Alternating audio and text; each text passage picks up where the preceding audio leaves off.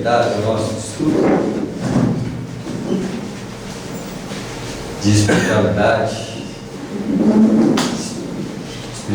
superior, e dando sequência com outro professor, né, que é o Alexandre, já que a turma do nosso lado tem trazido para nós, pelo menos para o nosso grupo que estuda as obras em si, uma colaboração para o nosso entendimento. Nós paramos não, André? Admirava as características do socorro dos magnéticos. Qual que é a parte? É no capítulo 3, logo no início. Capítulo 7. Está no capítulo 27.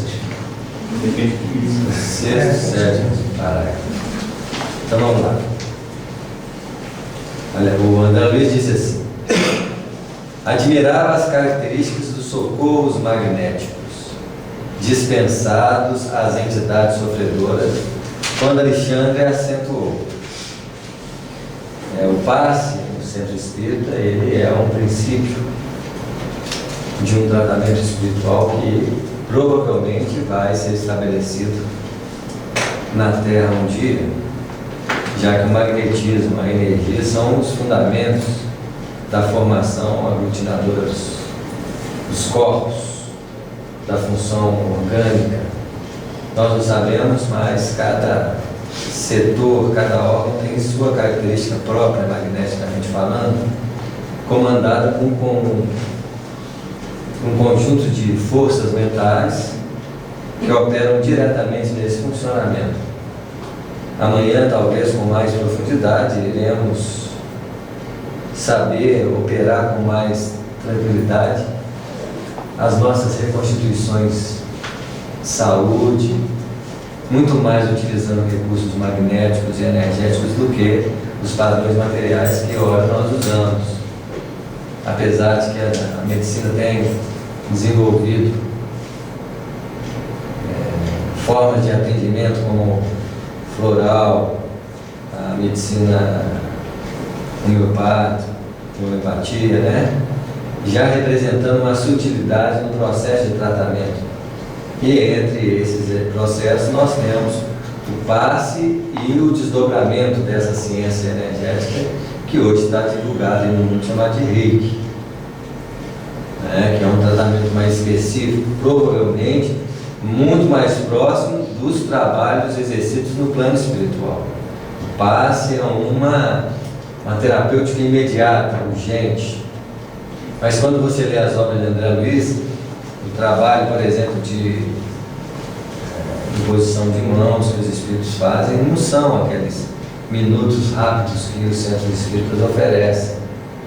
Você vê muitas vezes um centramento maior, uma imposição de energia maior em determinadas entidades narradas nos livros espíritas, no plano espiritual superior, onde os espíritos utilizam meia hora de centramento, não só no trabalho de socorro magnético, como também nós vamos ver no caso da reencarnação de Segismundo, o Alexandre precisando operar magneticamente para imprimir a introdução do espírito no óvulo da mãe gestante, para que os elos vibratórios do perispírito com as primeiras células formadoras do corpo, oriundo da fecundação, então os primeiros elos do perispírito com o corpo, pudesse ser feito e precisa imprimir forças magnéticas para a ligação iniciais desses fenômenos.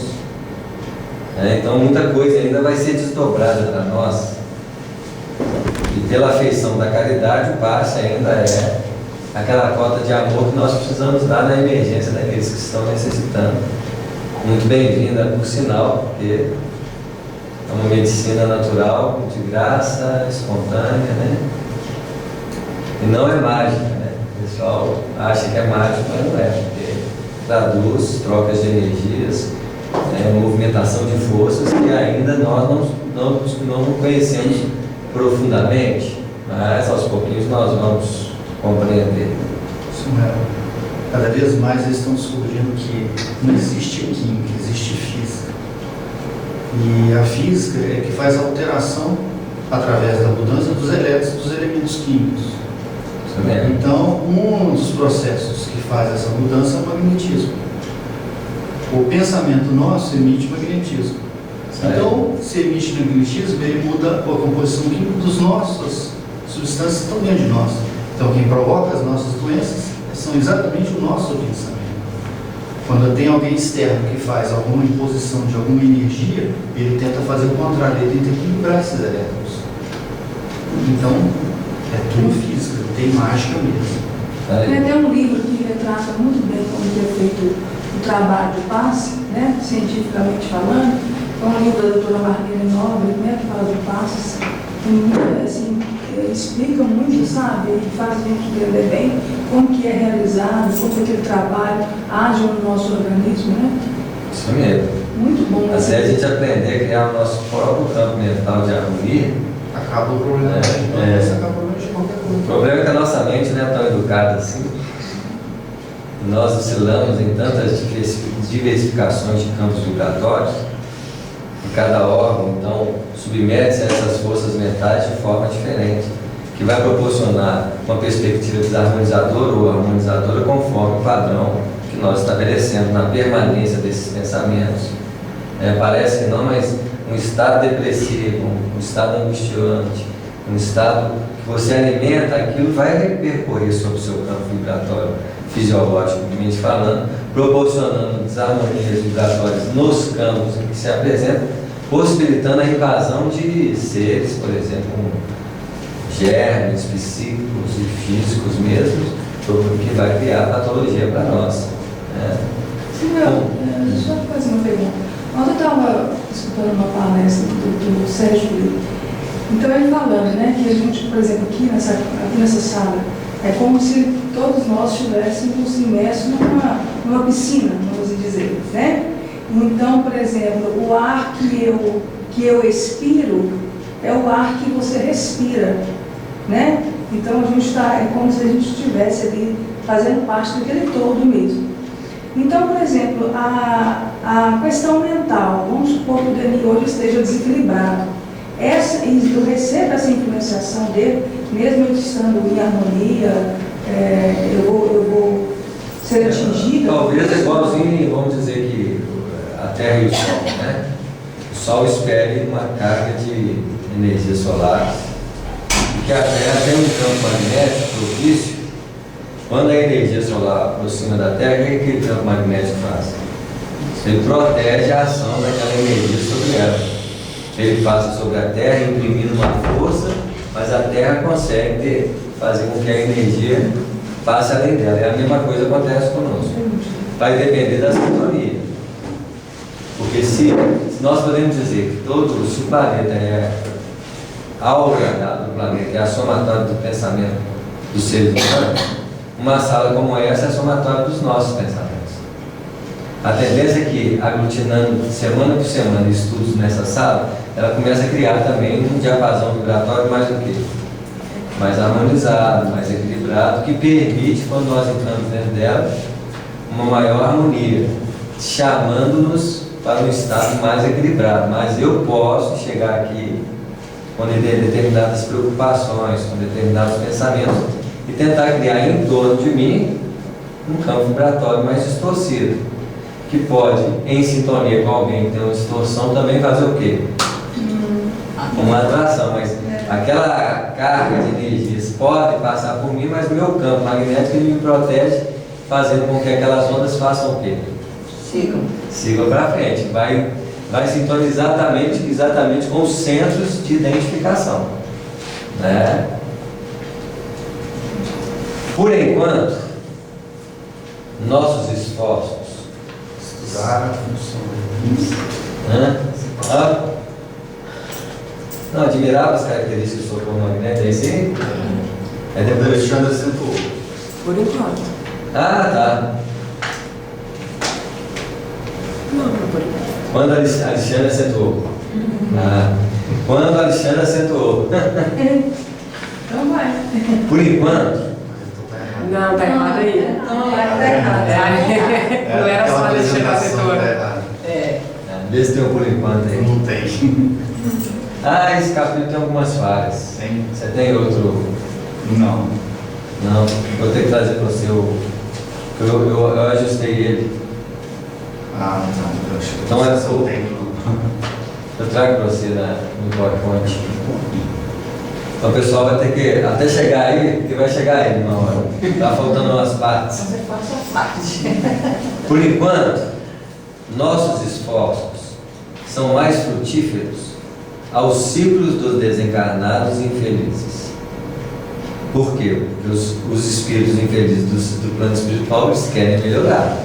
Eles falam os esforços no sentido de quem quer melhorar. Porque também se você chegar no umbral hoje e tentar fazer alguma melhoria com o pessoal do umbral, você não vai conseguir fazer o quê? Nada. Né? Em se tratando de um centro espírita, a disposição íntima da maioria das pessoas são mais problemáticas, porque nem todos que estão no centro espírita estão propícios a receberem da forma como deveriam receber, né? As atividades beneficentes da casa concentram-se neles, em maior porção, porque os encarnados, mesmo aqueles que já se interessam pela prática espiritista, muito raramente se dispõem, com sinceridade, ao aproveitamento real dos valores legítimos de nossa cooperação. Até porque, mesmo no passe, a maioria de nós não consegue perceber o efeito ativo do passe. Nós vamos lá tomar o passe, fechamos os olhos, a pessoa terminou, você está ali centrada, mas você não vê os fluidos desse. Você não vê aquela ação mais direta.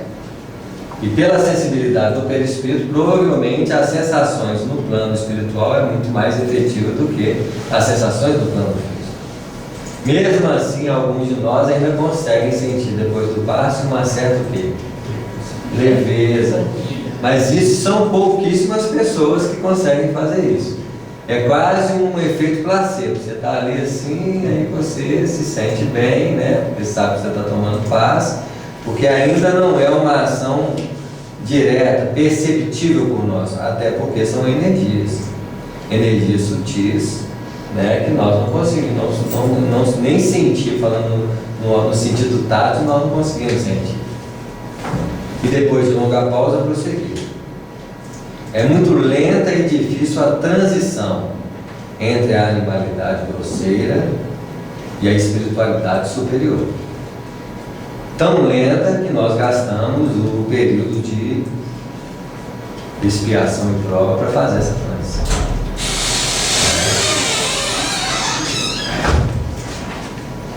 Você tem uma noção do que se depende, né? De quem espírito desse meio.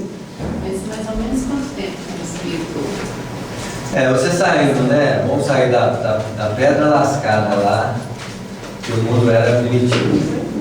A atual circunstâncias foi 2000 anos depois do Cristo e toda a história antiga da humanidade. Tinha que fazer uma somatória de tempos aí, que representaria provavelmente, no cenário em que o homem adquire a coroa da razão e desenvolve a ação dessa razão nos campos do sentimento, uma esfera do que eles chamam de tempos determinados. Tanto é que nós chamamos agora os finais dos tempos. O que é finais dos tempos? Não é final de tempo, é um final de um tempo estabelecido pelos organizadores celestes, que contam com a fase evolutiva do espírito na fase humana. Isso provavelmente tem um histórico de repetição em si, dentro do quê? Dentro do universo afora. Então, provavelmente, eles estabelecem um período passível do homem desenvolver o seu potencial, utilizar esse potencial e saturá-lo. Nós estamos exatamente na beira da saturação do campo do desenvolvimento mental humano. Então, como nós estamos na fase de saturação, o que nós temos que fazer agora? Nós temos que dar um salto de qualidade para que novos recursos desse potencial espiritual venham à tona. Porque a inteligência humana é apenas uma faceta da inteligência espiritual. Antes da inteligência humana, nós tivemos a inteligência animal, que é a base reativa do nosso comportamento. A transição dessa animalidade grosseira, qual que é a animalidade grosseira? É quando aí nós reagimos basicamente em cima da violência, da agressividade, da sexualidade, que ainda prepondera muito em nosso comportamento. Há uma transição para que nós comecemos a tratar os outros nos campos do sentimento, onde nós respeitamos uns aos outros por reconhecer que o outro é igual a nós. É a transição em que nós nos abrimos para patamares mais elevados da inteligência, que nós vamos chamar de retorno à inteligência espiritual. Porque ele fala de uma animalidade grosseira à espiritualidade superior. Nós estamos entrando na fase de espiritualidade. O que é a fase de espiritualidade? É quando o meu potencial criativo, o meu potencial de ser, começa a emergir além dos impulsos de inteligência humana.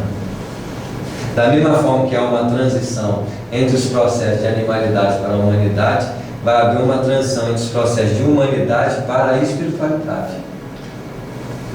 As inteligências então vão fazendo essa mudança, né?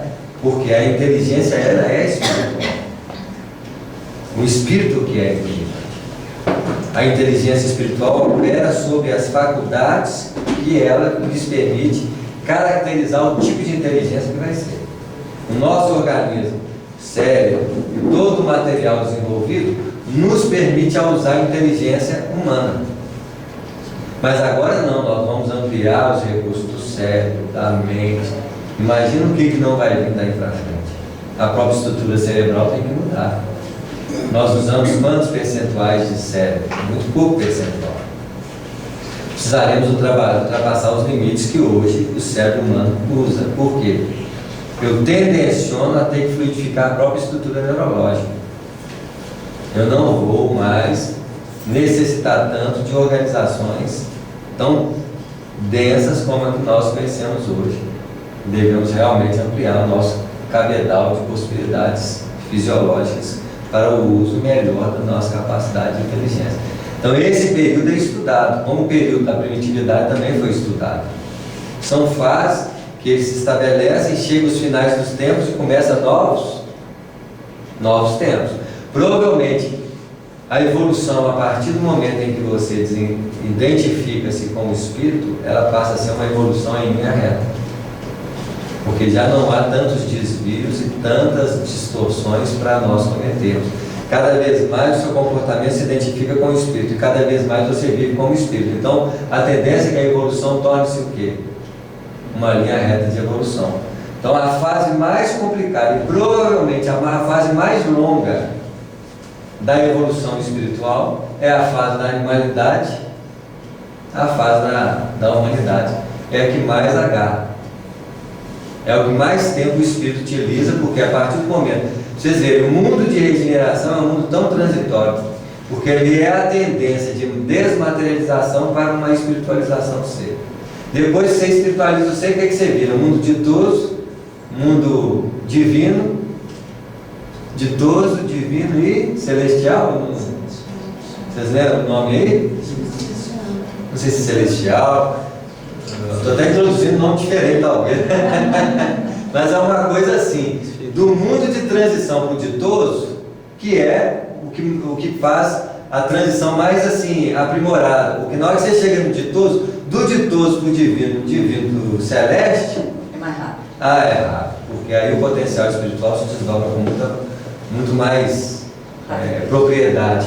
O problema é exatamente largar a mão da animalidade, porque a humanidade é a transição entre a humanidade e a espiritualidade. Você já pensa, você já articula o anseio de religiosidade, que é a espiritualidade teórica, e nós vamos então chegar no padrão da espiritualidade real. O que é a espiritualidade real? É quando a teoria já não é mais importante, o conhecimento já não é importante, o conceito não é importante. O que é importante? A qualidade interior do ser. O propósito íntimo de nós descobrirmos um potencial diferente de viver. Então, na medida em que você então para de preocupar com o parecer para ser, né, assim, você começa a entrar dilatar uma capacidade enorme. Então aí você precisa falar menos.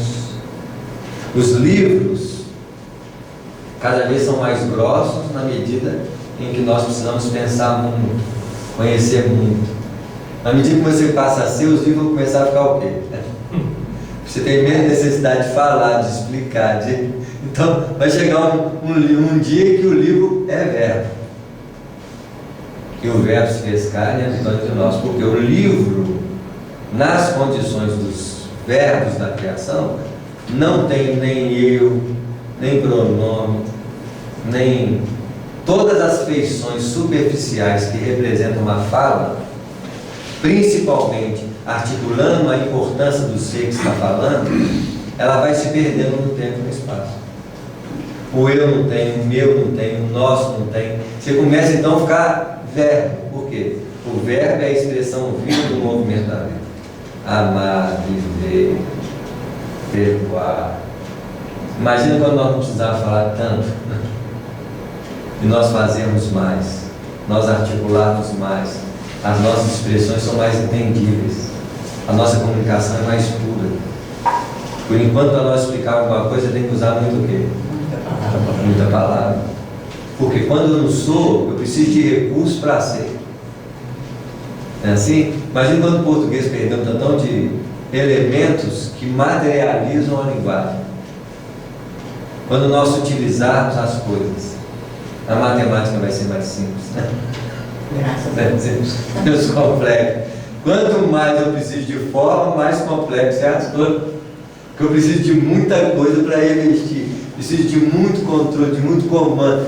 Então, na medida em que você vai se utilizando, você vai perdendo o peso da vida. Diz os Espíritos no Apocalipse que em momentos descerão dos céus as estrelas, baterão na terra e perderão um terço. Eles vão falando de um terço. O primeiro padrão de nosso aperfeiçoamento é pelo menos um terço de peso material da nossa realidade. Eu preciso perder um terço. Perder um terço na alimentação, perder um terço na vestimenta, perder um terço no movimento.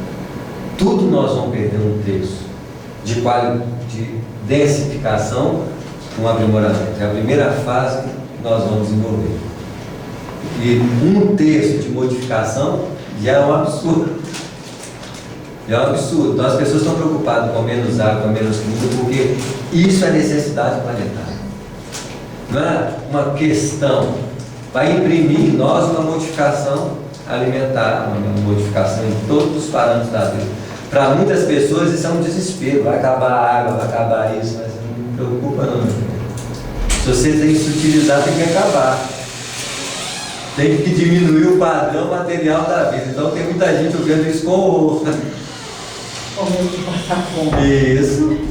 Então provavelmente a forma como os astronautas se alimentam vai ser a nossa alimentação mais natural. Nós vamos perder mais essa necessidade de tato, sentido, porque eu vou precisar utilizar de recursos mais sutis, né? Então vai ser menos desperdício, menos uso, menos... Tudo isso vai ser as características futuras do mundo regenerado. Agora, nós estamos falando de mundo regenerado, não de mundo ditoso. Quanto mais nós aproximamos da realidade, menos necessidade. Uma das primeiras condições que nós vamos desenvolver é a capacidade de ser autrónomo. Os seres que produzem o próprio alimento. Só não temos essa capacidade ainda porque nós não trabalhamos com amor. Nós ainda somos forçados a trabalhar. Nós não temos aquela disposição sincera. A gente lê no nosso lar lá a conversa da mãe de André Luiz, da mãe de Elisas com André Luiz, falando do bônus horas.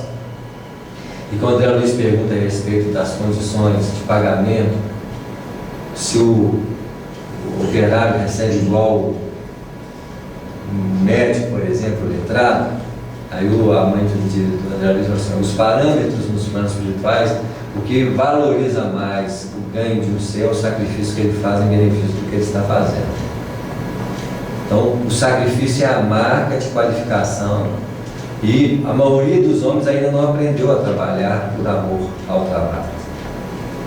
No dia que nós aprendemos a trabalhar por amor ao trabalho, nós não precisamos trabalhar para alimentar. Porque se nós tivéssemos alimento dado para nós, nós não trabalharíamos. Todo mundo ficaria em casa. Que é o básico já teria. Então, por nós necessitarmos de alimentar, que é a base do funcionamento da vida, acima de todas as outras fundamentos de necessidade, o alimento é o fundamento da vida. porque ele está no princípio da formação do universo, porque para que o princípio possa expandir, ele tem que se alimentar. É assim? É a seiva da vida, é o processo inicial de todo o movimento universal. O alimento ainda é o fundamento que nós vamos precisar muito tempo, só que o que nós vamos fazer? Mudar o padrão de necessidade alimentar. Quanto mais nós crescermos nesses padrões, menos necessidades nós temos. Então, nós vamos imprimir modificações cada vez mais acentuadas nesse sentido, mudando o padrão de densidade das nossas necessidades no mundo. Sair da animalidade grosseira para a espiritualidade superior é o que vai acontecer no planeta, exatamente nesse processo de regeneração. Nesse sentido, há sempre entre os homens um oceano de palavras e algumas gotas de ação. Logicamente, que a maioria dos nossos trabalhos espirituais ele é fundamentado pelo conceito através da prática. É assim? Porque nós ainda desconhecemos o despertar espiritual puro. Então eu aprendo o que é o movimento da doutrina espírita. É muito técnico. A única coisa que não é técnica da doutrina espírita é a coisa mais difícil de se fazer. O que não é técnico da doutrina espírita é mais difícil de fazer? A reforma íntima. Eu não faço reforma íntima tomando passe. Eu não faço reforma íntima lendo muito. Se o efeito da reforma íntima fosse fruto da leitura, quem lesse muito estava lá. Eu posso ler bastante sobre Jesus, sobre Buda, sobre quem quer que seja, que isso não vai me transformar. Mas eu colocando em prática, já há uma ação exercida que fundamenta dentro de nós uma inteligência adormecida, porque eu não adquiro humildade, eu tenho humildade intrinsecamente dentro de mim. A experiência em si desperta aquela inteligência. A prática do amor, a prática da caridade desperta a inteligência. Mas vai chegar uma hora que eu preciso despertar essa inteligência com consciência.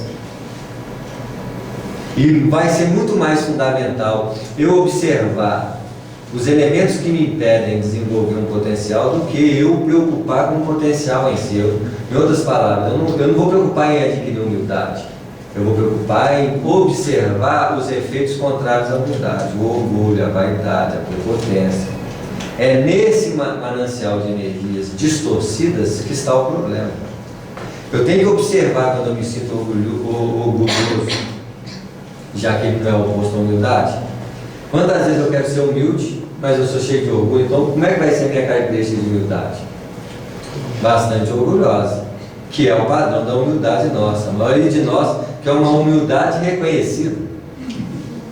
Mas como é que a humildade pode ser reconhecida se o reconhecimento é o padrão oposto a ela? Se eu já quero ser humilde, já tem um problema muito sério.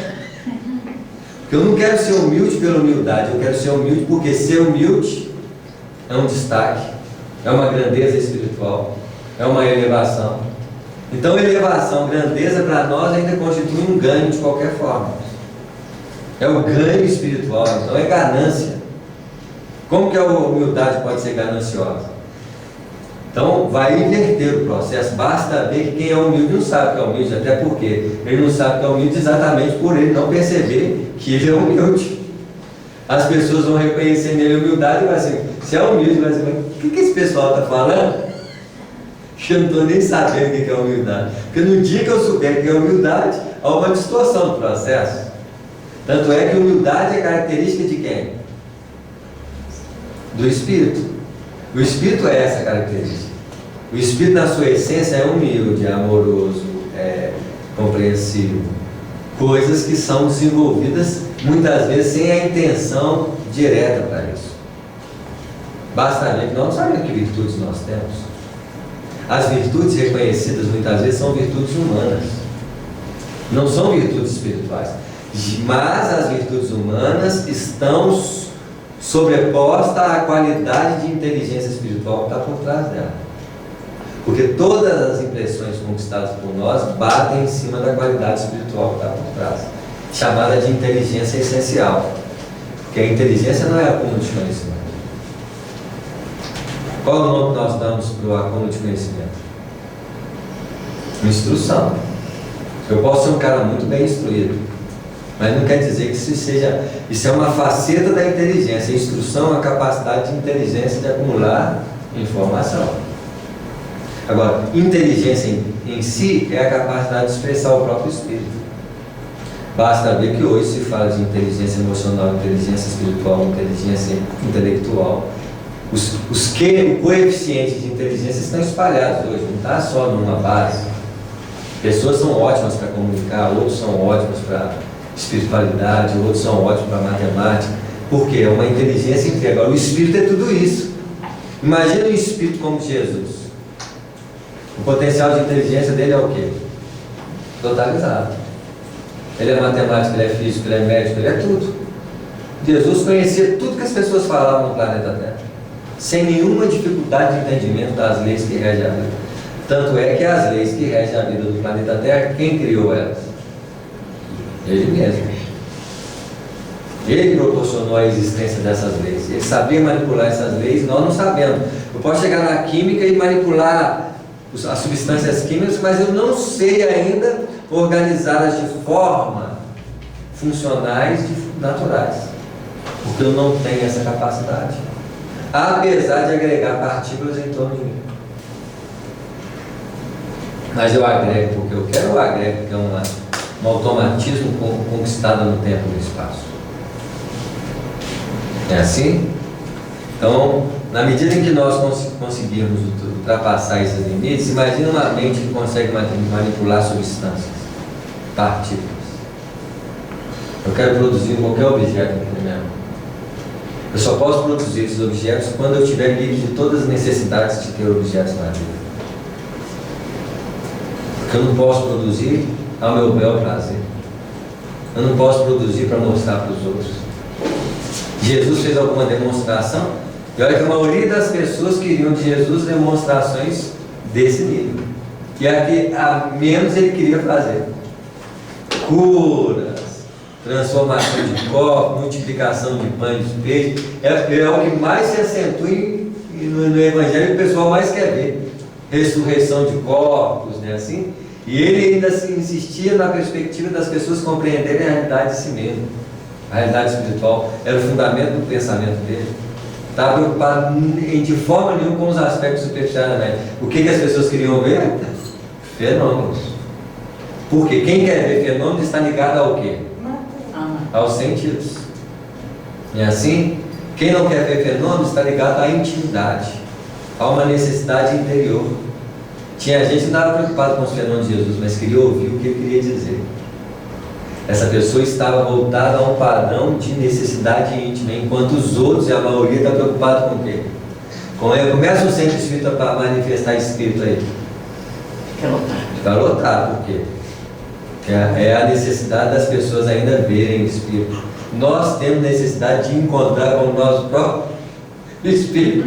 Esse que é a nossa necessidade básica. Encontrar com o nosso próprio espírito. Não quero ver mais espírito fora de mim, não é saber que o espírito não morre.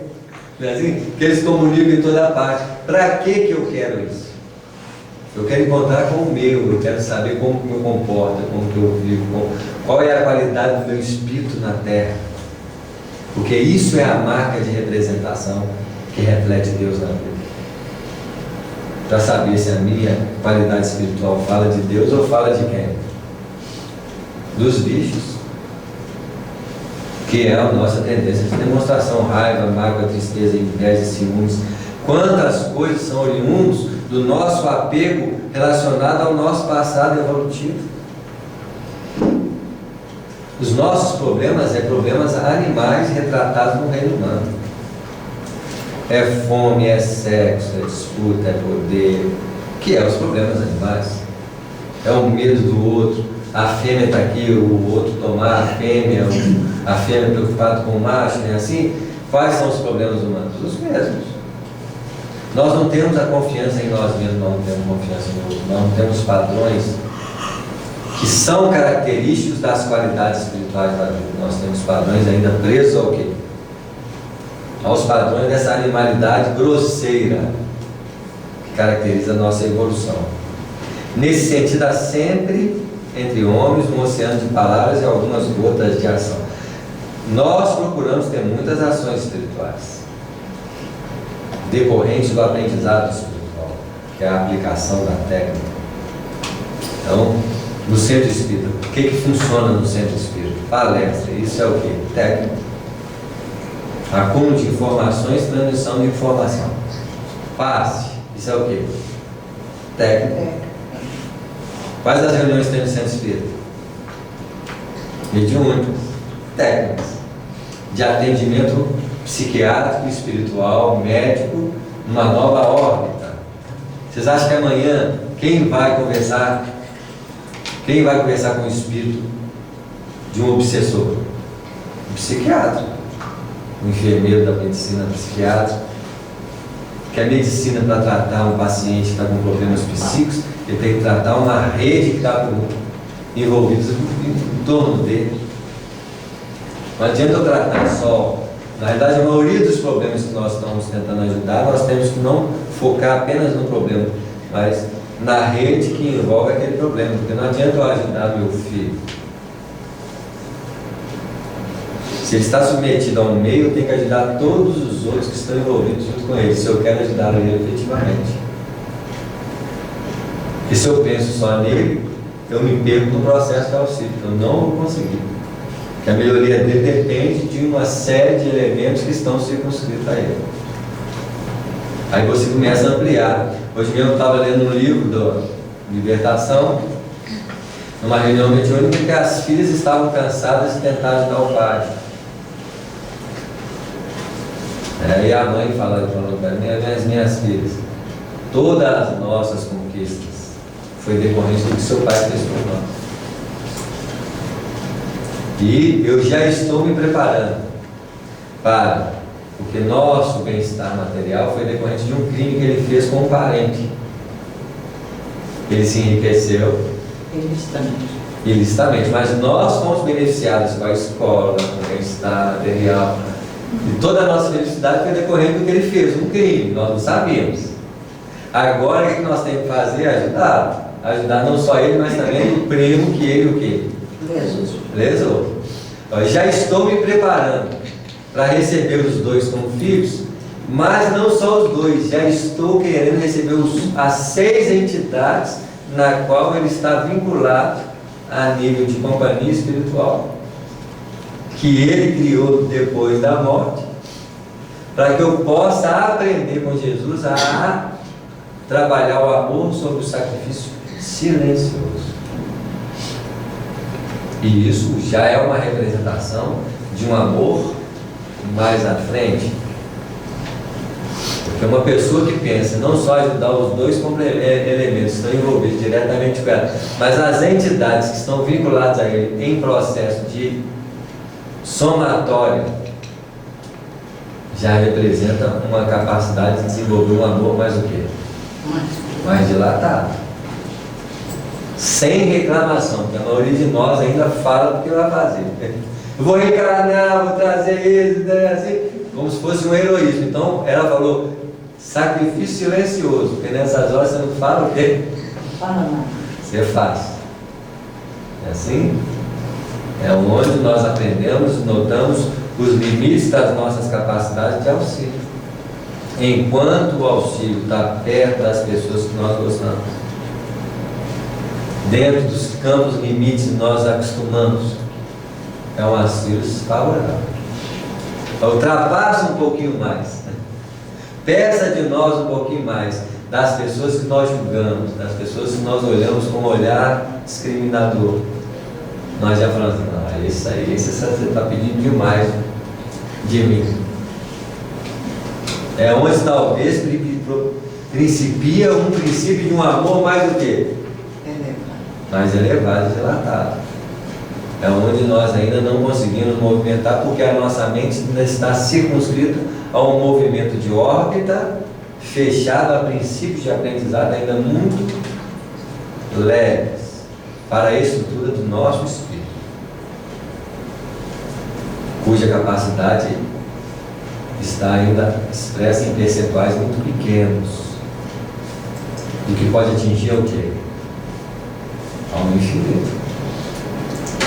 No dia que nossos seres se preocuparem estritamente com as almas que nós aprendemos a conviver, para abranger as almas que nós não acostumamos a viver, porque é muito seguro para nós. Quantas vezes você chega em casa e tem uma pessoa diferente, você já se sente com um certo desconforto. É como se fosse um egoísmo assim, nossa, uma pessoa diferente, nós temos um medo de abrir-nos. Mas ainda bem que as situações vão se forçando, porque nós temos aquele acomodar um ciclo de segurança, né? Então as experiências vão nos ampliando a capacidade de amar, não tem a menor dúvida. Nesse instante, os primeiros amigos do plano carnal deram entrada no recinto. Então os espíritos já estavam trabalhando antes mesmo para as coisas acontecerem. Quando nós chegamos aqui para a reunião, já tem muita atividade espiritual acontecendo, né? Veremos hoje, exclamava um senhor de espessos bigodes. Veremos hoje se temos boa sorte. Então, qual que é a boa sorte na reunião? Espiritual. Espiritual. Para ver se há uma comunicação efetiva, né? É a características das reuniões do passado, que muito pode transformar nas reuniões de hoje. Porque quando a gente estuda essas ordens de Andrés, ali estão temáticos, principalmente aquelas que acontecem no plano espiritual, porque nós não temos só nas ordens de Andrés as atividades mediúnicas da Terra. Nós temos as atividades mediúnicas do plano espiritual, que as da Terra um dia chegarão a ficar igual, no mesmo nível, né? Reuniões de materialização, a gente vê isso lá no plano espiritual, certamente. Nós ainda que não temos estudiosos interessados em estudar, por exemplo, aquelas câmaras de cristal que possa assimilar o conteúdo do ectoplasma e transformar esse ectoplasma em possibilidade de materialização, mas vocês podem ter certeza que amanhã no centro espírita terão isso.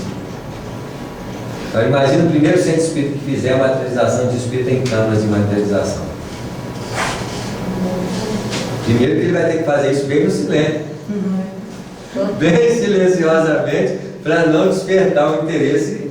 E é lógico, graças ao bom Deus, essas coisas só acontecem quando a maturidade também avança, né? Por que não vai ter mais dificuldade? Primeiro porque nós vamos perder a esperança de que espírito tem que materializar para nós. No dia que nós tivermos a certeza que espírito existe, não tem mais problema materializar espírito. Enquanto há uma incerteza, uma necessidade comprovacional igual o Tomé, não é assim? É difícil materializar. O Tomé é a expressão simbólica desse psiquismo que quer comprovações de qualquer jeito. Demonstração científica que o espírito existe. Nós precisamos ter a certeza de que nosso espírito é imortal. Não estou preocupado. Eu tenho que compreender a minha imortalidade na própria vida. Eu tenho que investigar os limites da mortalidade.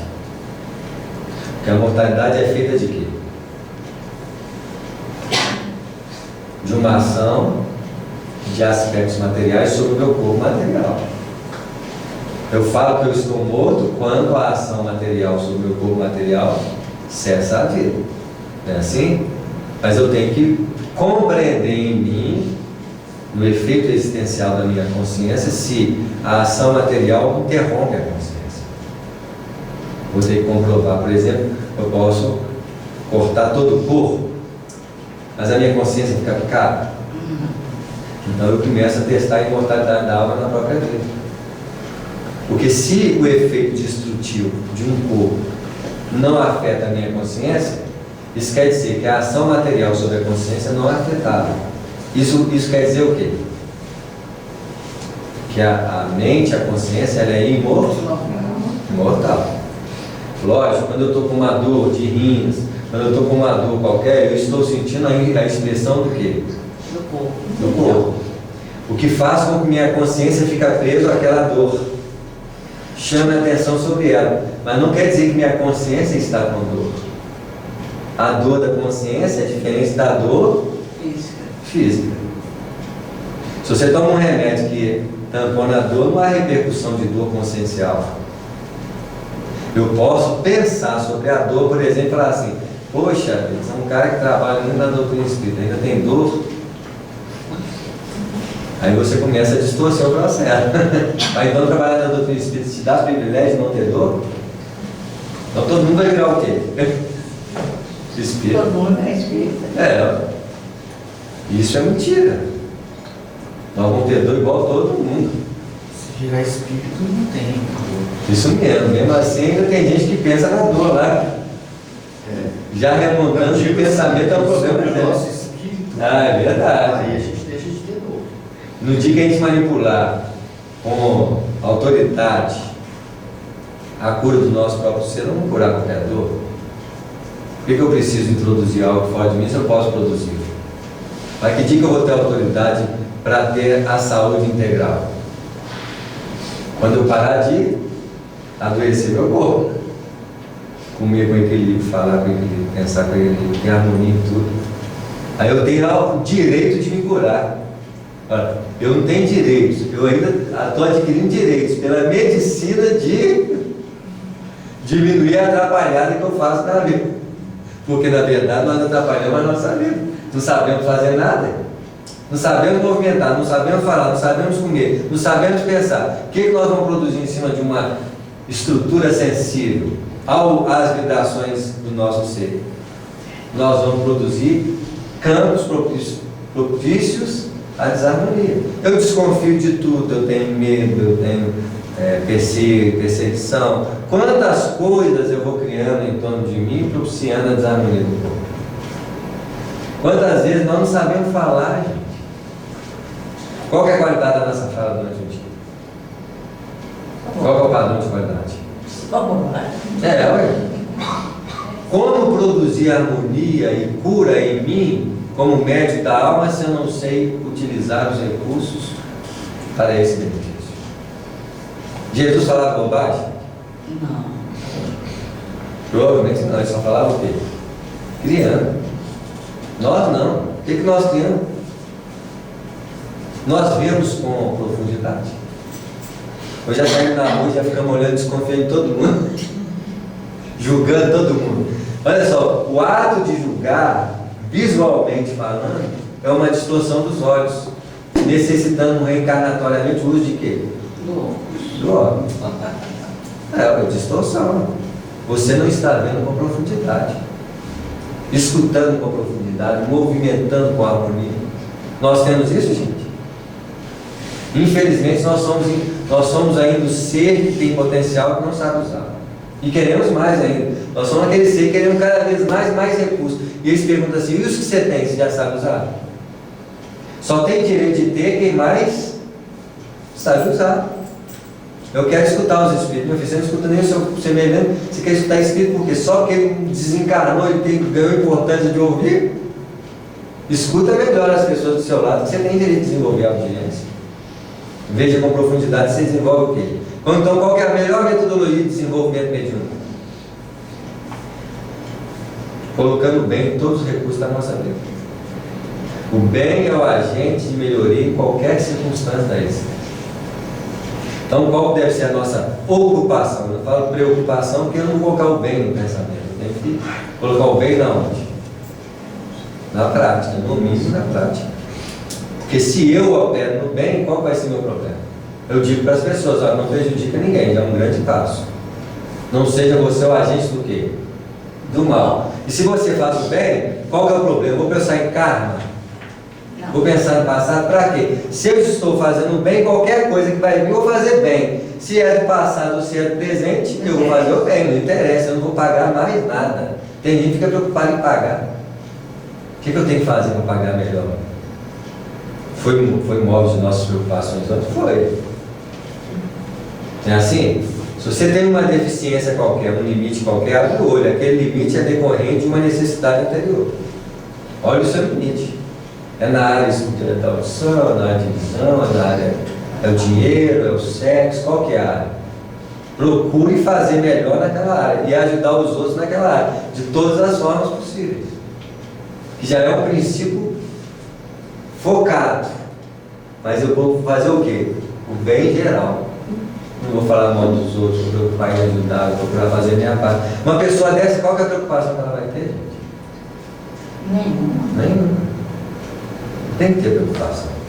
Tem que fazer a parte. E isso não nos garante, num mundo como esse, o privilégio de não sofrer ações que envolvem a vida. Porque se nós estamos em épocas como essas, em ações como essa, porque nós já fizemos isso o quê? No passado. Muitas vezes. Roubando, lesando. Porque senão a gente espírita não tem que fazer movimento de mudança, de coletivo, ele tem que mudar quem? Sim.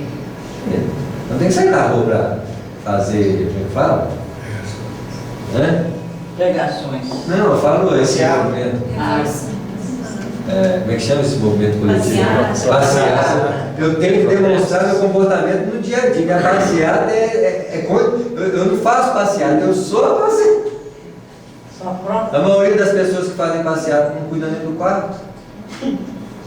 Falam de melhor uso dos bens, não sabem usar a água, a roupa, o tênis.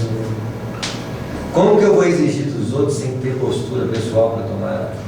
Eu não posso entrar nesses movimentos. Se alguém vai ser, vai no movimento, não, no meu já estou nele há muito tempo. Se eu não tiver, eu tenho que estar nele todo dia. Todo dia eu tenho que estar nele, sabendo usar os bens que eu tenho, sabendo. Se eu não tiver nessa movimentação, eu vou fazer um movimento só para. Gente, nós não podemos entrar no jogo coletivo. Nós temos que fazer isso com compromisso pessoal, individual, diário. A nossa melhoria não é uma melhoria de brincadeira. Espiritismo para nós não é brincadeira, é um olhar sério. E esse olhar sério nos pede comportamentos que nós vamos tentar executá-los todos os dias com as pessoas que estão ao nosso lado. Então alguém começa a falar mal dos outros, com que facilidade nós entramos na conversa? Na hora que você assusta, você está falando mal dos outros aqui. E não julga os outros que estão falando mal dos outros. Você tem que ficar de olho em quem? Você mesmo. E quando a pessoa perguntar, não sei. Já tive muitas dessas características, é o mesmo de dizer de quem?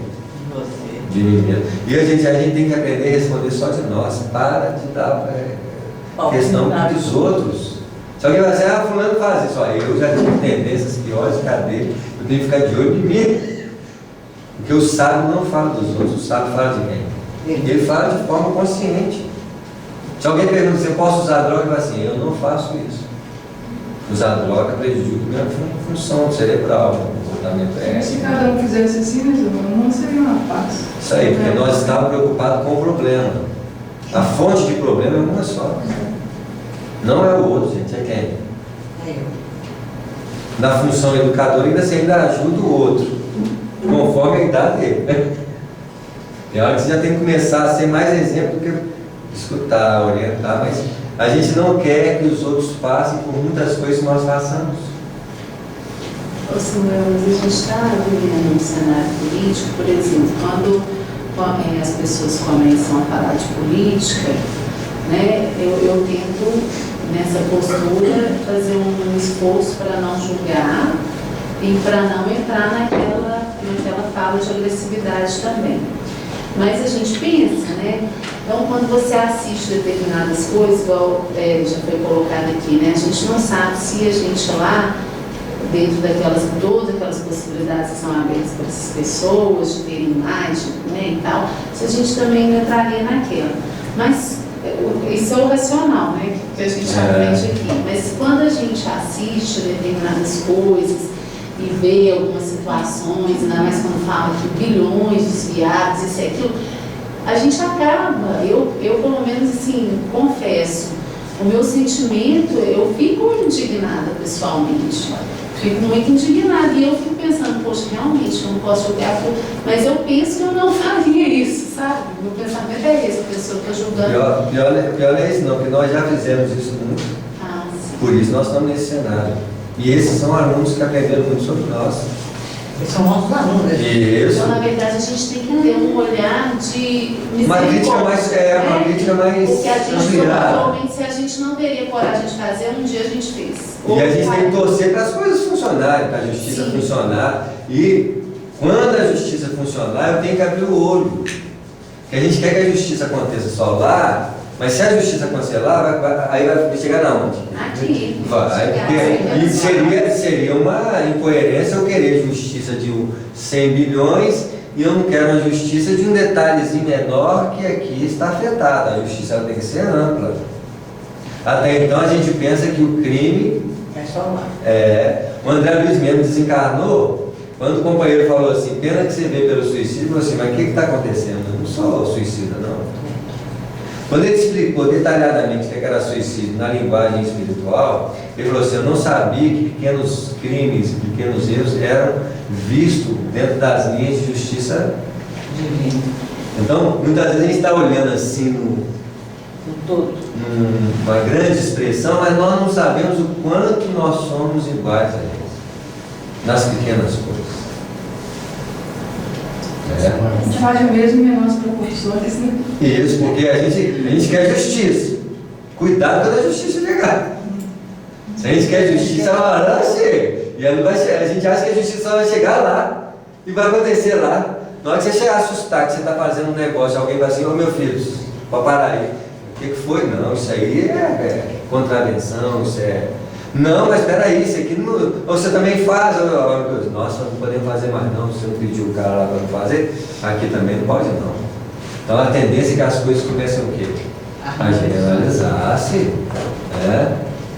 Quando fala que cada povo, na verdade, tem aquele governo que merece, no sentido que a gente emite pensamentos poblacionais. Nós somos igualzinhos. É igual quando tem uma guerra, né? Toda aquela população envolvida também está nesse pensamento para que ocorra isso, né? Então tem a ver isso, que a gente age em pequenas proporções. Isso. Mas, na verdade, eles estão agindo em maiores proporções. A gente quer... A gente está dando, através do nosso pensamento ali, possibilidade para que esse governo, que eles sejam nossos governantes. Você vê, né? Tem gente que ainda vive, né? A gente está vendo lá as guerras, os bombardeios e as pessoas fugindo das casas. Porque não tem outra opção, tem que sair de lá, vai ficar lá no meio da guerra. Aí vai procurar nossas casas, nós fazemos o quê? Não aceito. Não aceita, ó, peraí, você invasou aqui, não pode. Até acontecer com a gente. Você tem que sair. Até as coisas mudarem, porque essa proporcionalidade ela pode afetar em graus diferentes. Sempre que uma guerra ocorre, igual essa guerra da Síria, é porque todo aquele povo está com aquele pensamento está querendo essa guerra, na verdade, nem sempre tem a ver com o momento que a gente está vivendo. Na verdade, coletivamente é um grupo de espíritos que tem aquela característica de belicosidade, né? Mas como que eu vou pedir paz entre as nações se eu não tenho paz com o vizinho? Eu não tenho paz entre as pessoas que estão na nossa própria casa. Então, hora que você entra em guerra, Com os seus. Nós não conversamos com as pessoas, não. Nós fazemos o quê? Impondo, gritando. Exigimos. Aí a gente fala assim, paz. Meu filho vai sair na rua, eu sou o mensageiro da paz. Indo em todos os bares, onde ele estudava na escola, ele descendo, entrando tudo para negócio, sou o mensageiro da paz, vamos pegar a paz. Aí um dia eu entrei na padaria, aí eu estava com ele do lado, eu lembro assim, é o menino da paz aí, olha, ele é o símbolo da paz, o pregador da paz, mas ele só pode pregar a paz se ele parar de brigar com o mundo dele. É uma incoerência. Ele quer paz de verdade, ele tem que ter paz no relacionamento dele, tem que ter paz. Aí ele vai ser o pregador da paz verdadeira. Aí eu falei para ele, meu filho, para você pegar a paz desse jeito aí é fácil. Eu posso pegar um panfleto e fazer. O movimento da paz, né? Lógico, são ousados, são bacanas, são. O Divaldo não faz um movimento de paz lá na Bahia, é muito bacana, eu posso fazer esse movimento aqui em Belo Horizonte, mas qual autoridade eu tenho que fazer a paz? Eu não posso ter, eu não tenho essa autoridade. Quando é que eu vou ter autoridade para a paz? Quando realmente eu parar de ter conflito com as pessoas. É assim? Então eu não faço o movimento da paz, eu faço o meu movimento de paz na forma que eu dou conta. Na tentativa de harmonizar minha vida comigo mesmo, minha vida com os outros, com perto de mim. Mesmo assim é fácil? Mesmo assim ainda você tem que estudar muito você mesmo. Quantas vezes você está no ambiente, tudo está tranquilo, mas o seu pensamento está como? Entrou alguém no ambiente e você fala assim, fulano, isso é o que, gente? Já é desordem. Isso. E uma coisa que nós temos que aprender, nós temos uma faceta de personalidade do passado que ela é automática, ela julga, ela condena. Amai os vossos inimigos. Os princípios desse amor começam com a própria manifestação mental quando você vê a sua personalidade enganadora, julgadora, infantil, infeliz. Ela fulana, aí você olha para ela e fala assim, isso aí eu não vou seguir você. Eu não vou seguir essa direção aqui, não. É o que nós temos que começar a pegar. São os traços de personalidade do passado, porque nós já fomos de tudo, nós já fomos egoísta, bárbaro, infeliz, julgador, mentiroso, tudo tem aqui, ó. E chega sutilmente aqui assim, ó. A pessoa se veste uma roupa, nossa, exibido. Aí você tem que ver esse traço aqui, ó. Esse traço, porque ele quer que você vá com ele. Ele quer que você alimente, ainda chega para o outro, você viu, fulano, desiste. Aí sai do campo mental, vai para onde? Para o campo material, para as expressões criadas.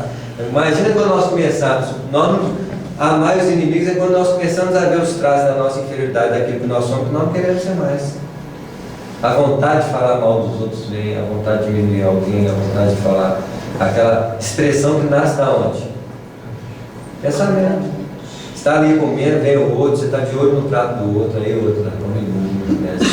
Aí vem aquela expressão de julgamento, deixa sair. Não tenho mais nada com isso. Eu não vou alimentar mais essas características do meu modo de ser. Porque esse padrão tem que ser desmarcado de nós. São padrões repetidos que nós temos dentro de nós, ó, há séculos. Eu tenho que trabalhar isso diariamente. Isso, por isso que eu tenho que olhar para mim. O vigiar de Jesus não é um vigiar e olha para fora, é um vigiar que olha para onde? Atento, Quando você começa a observar que os problemas são condicionamentos de um passado que milenarmente nós sustentamos.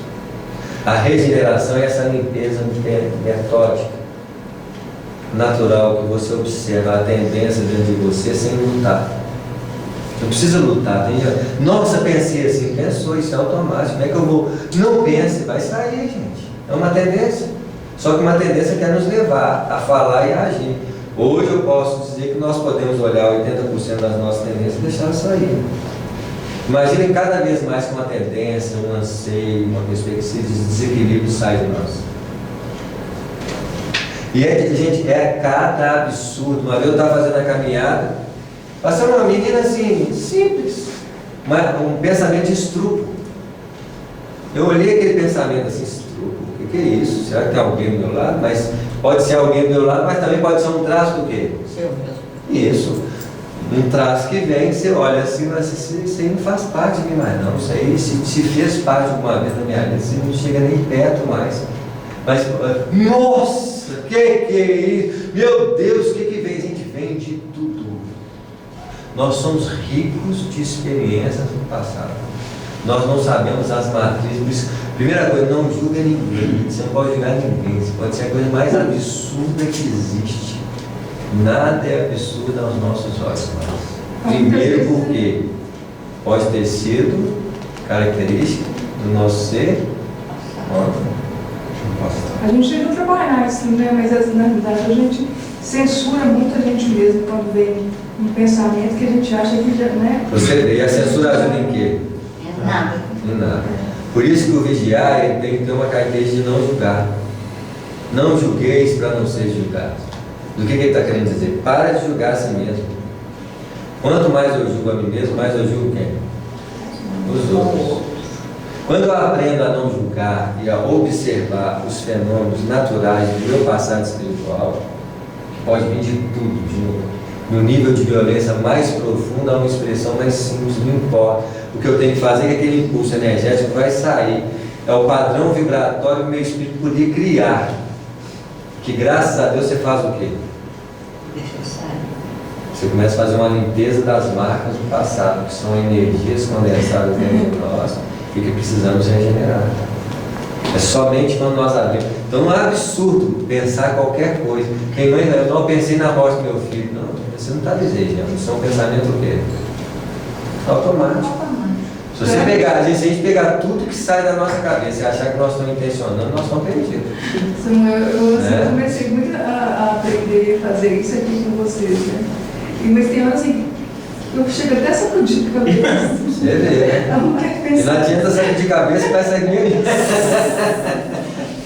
Assim, principalmente nas áreas mais frágeis. Quais são as áreas mais frágeis? A violência, o ganho, a inveja, os ciúmes, o sexo, a posse. Isso nós temos que ficar de olho. Hoje a preocupação, antigamente nós preocupávamos com os outros, agora preocupamos com nós. Hoje agora a gente se despreocupa até de si mesmo. Intencione fazer o bem, viva no bem, esqueça os padrões de inferioridade que marcam o nosso ser no passado, porque esses vão ter que ser desmarcados. A limpeza, quando nós começamos a ter uma necessidade verdadeira de crescimento, é quando nós despreocupamos com a perspectiva de transparecer o que nós não somos e respeitamos as condições do nosso passado sem brigar com elas. Amar os inimigos é não lutar com as tendências do passado, simplesmente deixá-las embora de você. Expulsar os demônios, na expressão de Jesus, é expulsar as forças distorcedoras do nosso espírito em sua essência. Porque toda a força coagulada em experiências animais é demônio dentro de nós. Raiva, mágoa, tristeza, inveja. Então você vê lá uma pessoa fazendo uma coisa e um pensamento de condenação, de julgamento, de comparação. Isso acontece muito com o movimento dos expositores espíritos. Indiretamente você avalia o outro expositor que ele está fazendo. Indiretamente você está maliciosamente falando do expositor, sendo que o outro companheiro está trabalhando com toda a intenção, com bem-estar, mas no fundo você está preocupado com o quê? Com a sua própria imagem, com a perspectiva de comparações, sendo que são os traços que nós temos que perceber dentro de nós. E imagina quando isso vem e você consegue silenciar, ver que veio, que é fruto do que? Da inveja. Não importa. A inveja veio, o despeito veio, você deixa ele embora, fala assim, graças a Deus, não vai sair um da minha boca. Vai sair aqui, aí o Espírito vai falar assim, eu vi seus pensamentos bobos, que você é, porque eu estou deixando eles embora, você vai aprender isso aí por quê? Eu estou abrindo mão desse, vai ficar com eles para quê? Assim, a preocupação não é o pensamento que sai, é o pensamento que nós fixamos. Quantas vezes um pensamento fixa, principalmente quando ele afeta diretamente o nosso interesse próprio. Já viu o pensamento que repetir muito é quando afeta o nosso interesse próprio. Uma coisa que não dá certo nós não queremos. Né? Então ele mexe com a gente e fica aquilo lá repetindo. Então eu tenho que aprender a olhar minha mente nos momentos mais tranquilos para mim aprender a lidar com a mente nos momentos mais o quê? Mais difíceis. Né? 5 minutos, vamos mandar mais um pedacinho. Veremos hoje, exclamava o Senhor, se disse Pedro Bigode, veremos hoje se teremos boa sorte. Então, boa sorte para muita gente, pode ser má sorte para os espíritos. Os espíritos não estão interessados nas nossas boas sortes, eles estão interessados em trabalhar. É assim? Eles não estão interessados em mostrar a sobrevivência da alma para um aspecto fantasioso, estão querendo mostrar o efeito da imortalidade da alma na nossa conduta diária. Porque não adianta eu saber que o espírito não morre, eu quero saber que isso representa o meu comportamento diário. Eu não posso agir se uma questão de imortalidade está na minha consciência, da mesma forma que eu agiria se eu não fosse um ser que acreditava na imortalidade da alma. Não tenho vindo com a assiduidade às experiências, comentou um rapaz, porque vivo desanimado. Há quanto tempo mantenho o lápis na mão sem resultado algum? Outra coisa, mediunidade não é mecânica, é superficial. Assim, as pessoas queriam pegar um papel e escrever mecanicamente, né, assim, e a coisa não é assim. Quer desenvolver mediunidade escrita? Comece a escrever para os outros com equilíbrio, com harmonia. Comece a escutar os outros para escrever que não sabe escrever. Eu quero desenvolver psicografia, vai para o hospital pegar pessoas que não sabem, não podem escrever e fala assim, dita para mim, para quem que você quer escrever? Aí você vai aprender a ouvir o outro para escrever para ele, né? E acabar na hora que o outro está ditando, você fala assim, não, tá errado, deixa eu escrever para você. E você fazer o quê? Interferências. É assim? A capacidade não. não. Português vai consertar, pode, português sim, né? Ela vai ditar, né? Até porque na ditando você pode articular, né? O que você não pode fazer é mudar o quê? A ideia. Porque aí nós ensaiamos escutar os espíritos. Né? Queremos ouvir espírito, eu não escuto ninguém distorce que os outros estão ouvindo, os outros estão falando, nós estamos pensando que nós vamos falar. Não temos aquela capacidade profunda de ouvir silenciosamente alguém, olhar para a pessoa profundamente, não. Nós já estamos tão cheios aqui assim, que o outro está falando, você já está cheio de você, né? Não deixa o outro expressar, que é as dificuldades da mediunidade, né? É pena, respondi a outro senhor, a dificuldade desencoraja de fato. Outra coisa, desenvolvimento mental, psíquico, ele exige tempo e dedicação. O que a maioria dessas pessoas quer? Tem pressa, né? Pressa, espetáculo, assim, quer realmente aprimoramento íntimo, anos de dedicação para o primor acontecer. Se você ler as primeiras obras de Emmanuel, das últimas obras de Emmanuel, você vê que o Emmanuel evoluiu. O pensamento de Emmanuel evoluiu, a forma dele ver as coisas, a forma de falar das coisas. No início das obras de Emmanuel, ele tinha ainda um certo rancor com o passado dele, quando ele foi católico, né, religioso. Aí no final ele já é mais compassivo com o catolicismo. Você vê como é que as coisas vão mudando, os traços de entendimento da vida. Não foi só o Chico que evoluiu não também, eu e o Emmanuel evoluiu junto com ele no processo de trabalho. Nós também, quantos nós mudamos do início que nós entramos na doutrina espírita para hoje? Quantas transformações, quanta forma de entendimento, quanta compreensão. No início nós defendíamos a doutrina. Quem falou que a doutrina espírita precisa da nossa defesa? É assim? Os defensores nunca defendem com qualidade que precisariam defender. Sempre é parcial, é ponto de vista fechado, né? Assim, quantas vezes? Hoje, você vai defender a doutrina espírita não precisa da nossa defesa, mas tem gente falando mal dela, o problema é dele. Um tempo atrás eu briguei tanto com uma cunhada minha da reencarnação. Você vê, brigando, discutindo. Aí eu falei, nunca mais também. Foi a última vez. Vamos voltar aqui nesse aspecto aqui, que é muito importante para quem tem anseio de desenvolvimento mediúnico, essa necessidade superficial de voltar nesse tópico aí.